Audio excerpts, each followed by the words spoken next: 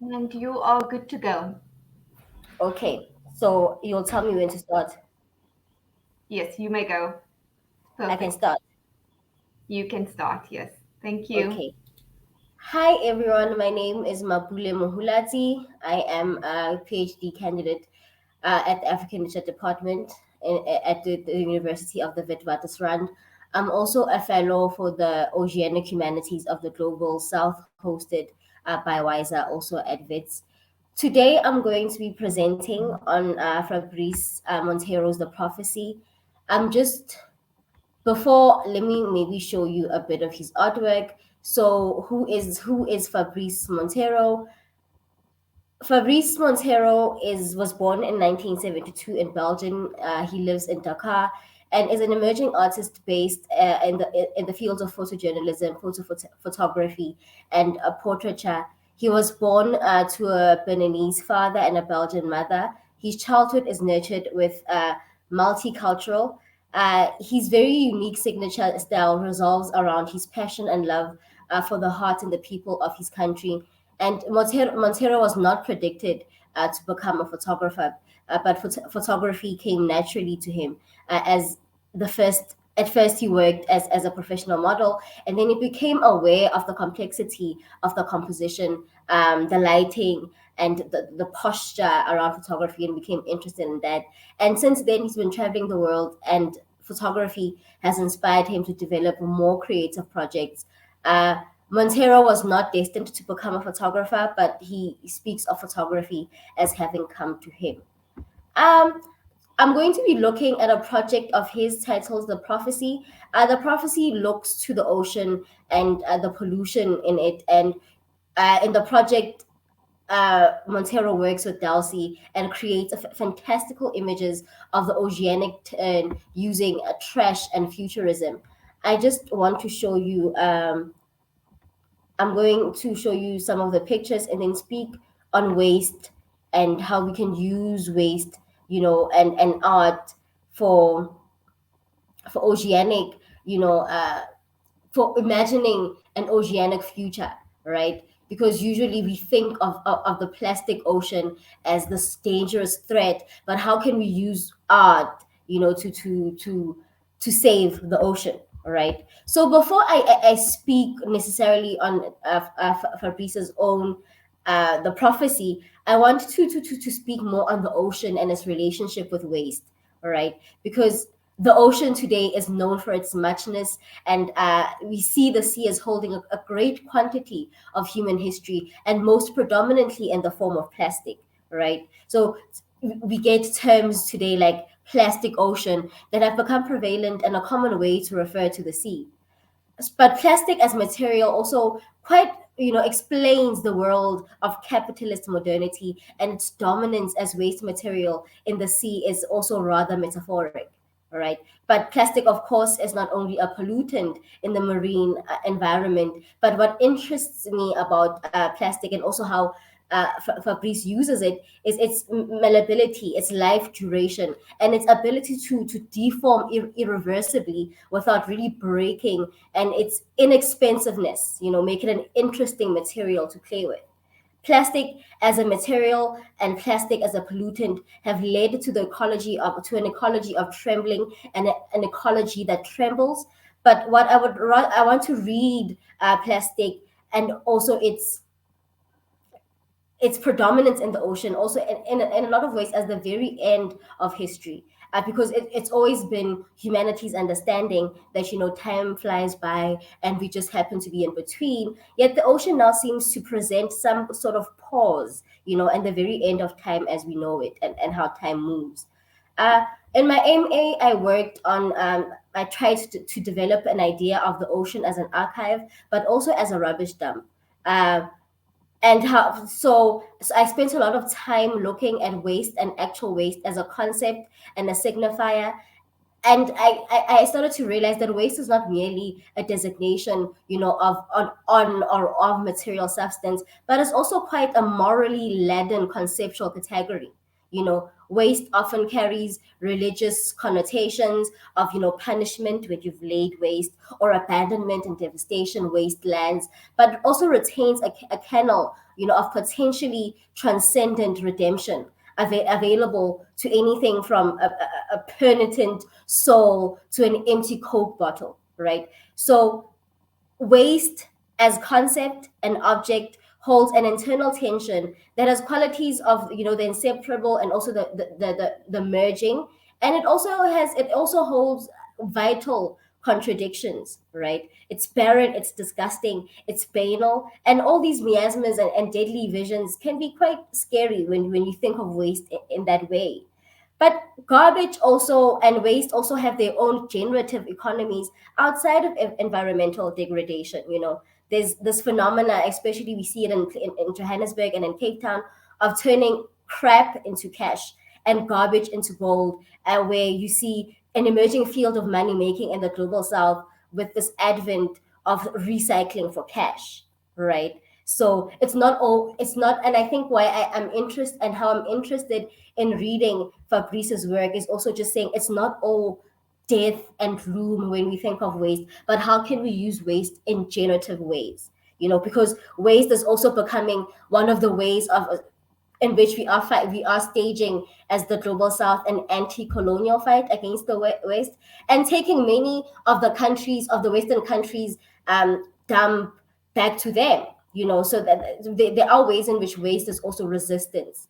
Um, so I'm quite hesitant, right, when I'm going to speak with Fabrice's work, of thinking of waste as always a problem, or as as a pollutant, right? Because usually the idea but I want to think of it as, and the idea and how the idea of dirt actually takes us straight into the field of symbolism, right? So Montero's The Prophecy does not center uh, does not center waste as a pollutant, but uses it as a very laden conceptual way, and a poetic way to capture, oceanic waste, right? Um, and this is not the first time that happens. I mean, Fabrice's work is more of a, how can I say, a more visually laden, it privileges sites more than anything, but it's not the first time this happens. And I want us to think of African literature and books like Meja Mwangi's Going Down River Roads, No Violet Bulawayo's We Need New Names, and Kollega Putuma's poem Water. And in these texts, we see that excrement, litter, and garbage, are tropes and central motifs that define both the tone and sort of like aesthetics that accentuate a Bakhtinian carnivalesque energy. So in these texts, waste and garbage and excrement are used to undermine the post-colonial situation, as well as black life under white capitalisms. So the notion, or the representation of dirt becomes a mode to post-colonial or even post-world melancholia, right? So waste becomes both melancholic as a material, but it's also a material reaction that obstructs the process of working through the legacy of colonialism. Um, it waste also becomes in these texts implicated when one considers the hostility and violence directed at blacks, immigrants, and aliens more generally. These bodies of people are usually seen as waste material because they're immigrants, they do not belong, they are foreigners, and these texts really bring the waste and litter and excrement closer to the forefront, even using the human body. But most importantly, in these texts, waste or dirt, uh, and litter and excrement also, they value the ordinary, the unruly, and the multicultural, which is also what happens in Fabrice's work. Waste in these texts evolves organically and is often unnoticed until the very last moment. And that is what's happening with ocean waste. It has evolved. It has evolved, not maybe organically, but so we didn't notice it until the last minute, right? And now we are sort of like frightened about what's about to happen. But as a concept, you can also use waste to save ourselves, right? And where sanitation and and the colonial are concerned, there's always been native sanitary habits that enforced power relations between the colonizer and the colonized. And ideas around dirt and waste became a means to segregate and racialize, and unhygienic became, a means to racial and economic domination, right?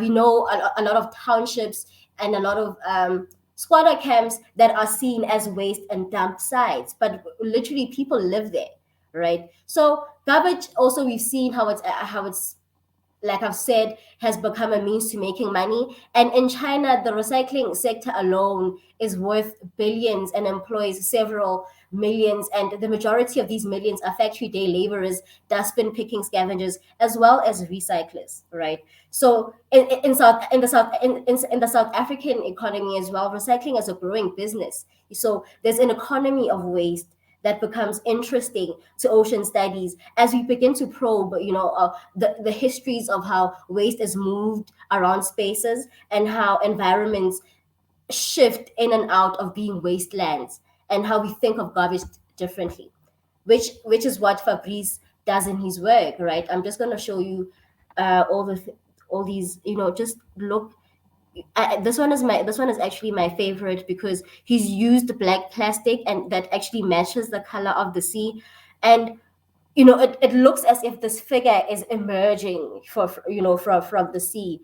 I really love his work. And here again, this is all he's used waste. Him and Dulcie have used plastic, you know to I'm sorry, I'm reading the comments and becoming so distracted.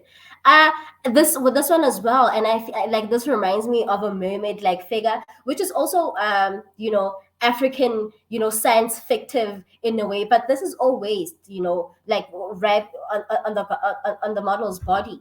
um this one is my apps, detritus, like in the form of a goddess. This it's absolutely beautiful. uh but then, what, like, I've already introduced Fabrice, and this project is called the Prophecy. But one thing then also to I have like 5 minutes left, and then we'll have like questions and answers. But Fabrice and Dulcie's project then envision, like, if you look at these pictures, especially I think the one that I'm showing you now, these projects envision, the very end of history, sort of like. So I read it as sort of like a post-apocalyptic prophecy, right? For the project, Montero traveled to the most polluted places in Africa, using what I will call the debris gods as spirits that roam the earth and punish, as well as terrify humans for the effects of consumption. Like that image looks so, looks as if it is rising from detritus to punish, right? So the figures, most of the figures except the one that's in the water, look as if they emerge from the water, and as if the ocean itself is vomiting them out. So the ocean is vomiting the plastic out. So the project is a very environmentally conscious, but does not use pollution in very simplistic terms, but rather extends it, to the level of symbolism and metaphor. There's no easy reportage of the level of waste at sea, but rather a critical engagement with waste and garbage and and the discarded we can see here. Montero engages with what Sofia Somata writes as, the philosophy of the remix and the discarded secondhand. The remix, and this is what Bayangana Wainana describes us at, so the remix or the philosophy of the remix is a religious ritual that removes demons of fear and releases imagination. And the second hand is an economy of working with what was used and discarded in new ways. So when in this project, waste we see how waste evolves um, around the idea of the alien, that comes to haunt the earth. And here the remix, quite interestingly, works with the world of science fiction and mythology. All right, I'm just gonna do another run through of these pictures. This is very science fictive like. This is very like, it's such heavy methodology, because we have seen, we imagine such figures in African folklore stories, and I think this is an attempt to recreate, right? So the debris gods are remixed, from African gods and sea creatures, and are an indication that the project seeks to engage, with the poetics of myth making. And in the age of consumption and capitalist modernity, we we have to think of consumption in some ways as its own methodology or myth making industry, right? So we also see in the text the idea of a time traveling genre that also brings forth the possible future, the possible wasteland. But it's happening right now in terms of these projects.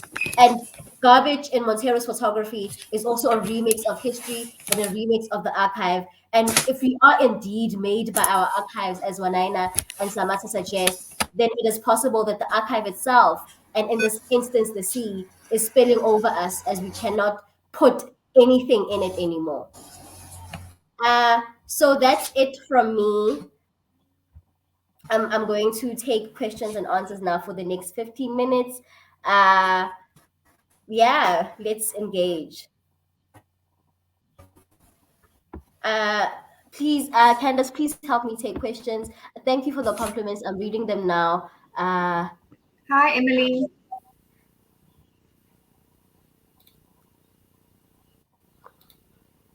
Let's have a look.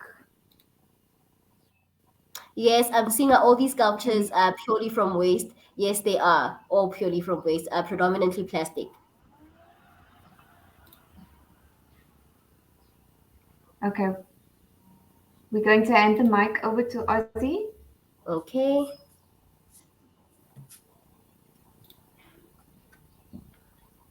Can you guys hear me? Yes.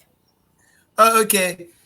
From my side, I wrote the first comment. I just want to say you are very wonderful and outspoken speaker, and I actually wrote there that I can feel the passion oozing out of you. I can actually hear that you actually have a passion for art and actually recycling waste and turning it into art. So from my side, it was more of a compliment, a wonderful presentation, and the art looks beautiful. Thank you so much. Thank you so much. Thank you. Thank you so much. I take that to heart. Seriously. No problem. Thanks. Thank you.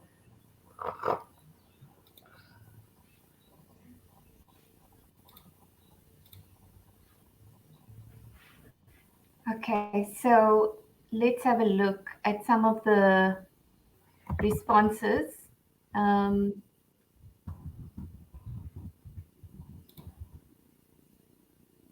Presentation is exceptional.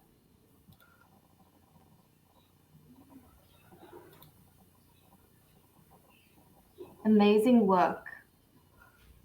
Love your art and the narratives behind the pictures.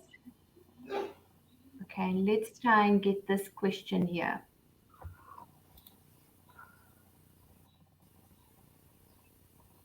All these sculptures purely from waste. Wow, they look amazing. One could swear they were done. They are all purely made from waste, predominantly plastic. Fabrice and Dulcie made sure to visit, wastelands and waste sites in African communities and actually use that waste to make these figures and also take these pictures. I wonder what happened to them after taking the pictures.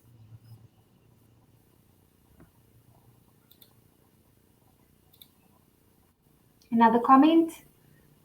I'm really admiring your presentation. I'm following fully. Thanks to the board, I received my data. Okay. And once again, Ozzy, you're such a strong and outspoken speaker. Mapule, keep going because the passion for this is oozing out of you. Yay, Thanks, thank you. Let's go over to the Q&A. I'm seeing. Do you train young people? You train young people like yourself to do that? Because I don't really make the art myself. I don't make the art, but I studied African literature and I'm more of a reader. But I think it is a passion of mine, and that's why I was so interested to do this youth summit. And I see, Nancy, that you work for the Ocean Literacy Initiative. I'm very much interested in help, reading, but also reading ways reading the environment, but also reading art, right? So I really would be so interested in teaching young people sort of like new ways of reading, especially visual reading, since we know sort of like the problems of literacy in Africa. So I would love to. What are your target audience, All and right. what are your target audience, What and what change should have you you witnessed? witness from presenting this? I don't really have a target audience as yet because I'm still doing my PhD. I'm still a PhD candidate. So for now, my target audience are my examiners. But and have you? I think it's my first time actually ever doing a presentation like this outside of the academy. So I'm still to witness some change from presenting my work in such platforms like the African Youth Summit. So it's only the beginning of me taking my work publicly, and I'm really, really, really interested to do more things like this. Yeah.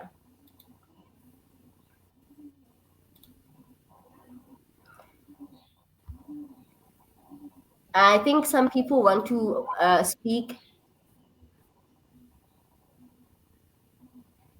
Okay. I'm And also then can seeing. some of us participants extend our thanks to the speaker, to the voice? Yes, you may. You may raise your hand. I'm also seeing a comment from Rachel. What is the end road for the sculptures? Are they recycled or profiled somewhere? I really also would be interested to know what happens after the pictures, but I think they are kept, and probably at some points Fabrice shows them at museums and things like that, because his art is him being a photographer. So I'm also interested to know what actually happens with them after. But I think they are both profiled and then probably recycled.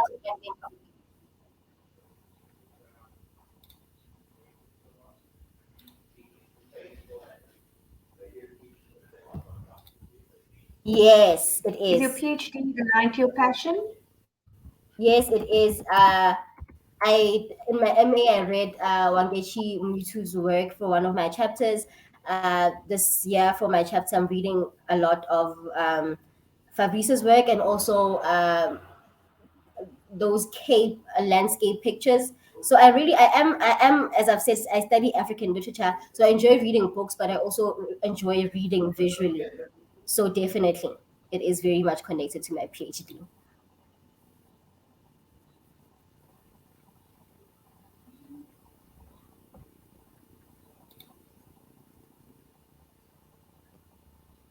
Now the comment, Mapule, your talent is very crucial in creating healthy oceans. Thank you so much, Nancy. Thank you so much. Uh, I'm going to post.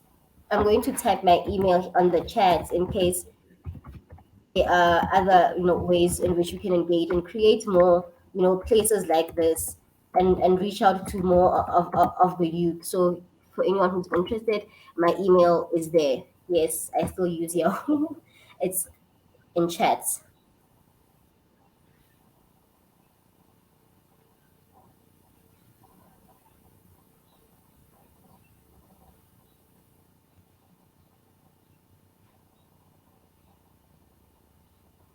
Once Is again, there? you may raise your hand and we'll pull you onto stage. Okay, no, there's no raised hands.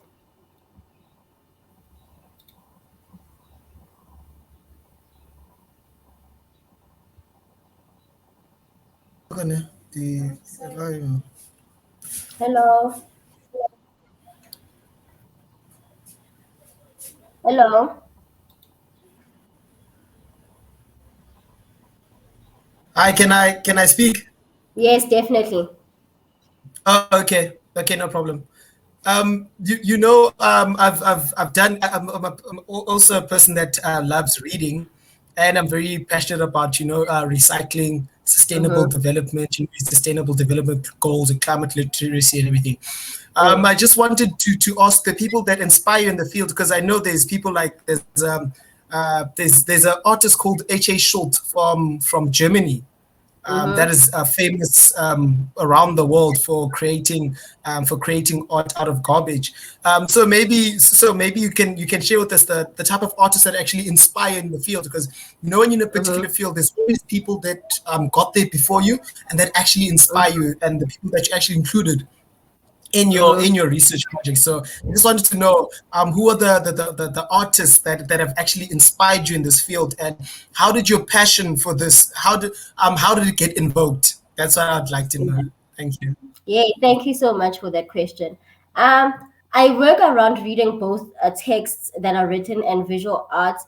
And I think the person that really most inspires me, and actually, really, when I started reading her work, like reading her work visually, was Wangechi Mutu, right?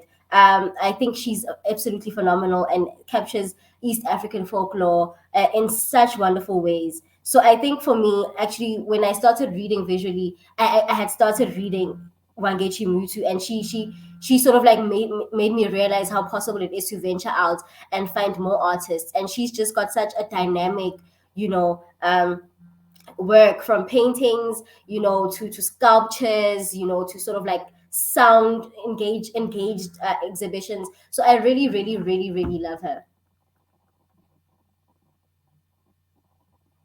Yeah, so it'll definitely have to be Wangechi Mutu, and of course Fabrice. But writer wise, I love a lot of like my South African go-tos are like Zoe Wicombe. I also always speak about how I love sort of like how visual Toni Morrison is in her writing, so you can sort of like see the writing. So I love writing where like the writer sort of like painting a picture, and I think Toni Morrison, is one writer that made me realize how possible that is.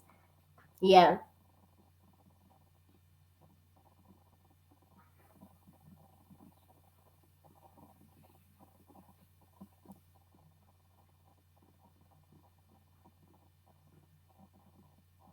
Yay, thank you. I can see the emojis.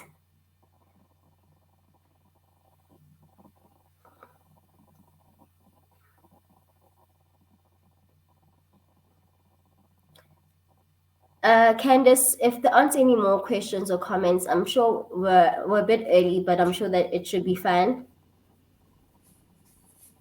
All right. Thank you, everyone who attended this session, and we'll be all seeing you in the next session. Thank you. Yay. Thank you so much for your wonderful comments and questions. Thank you so much.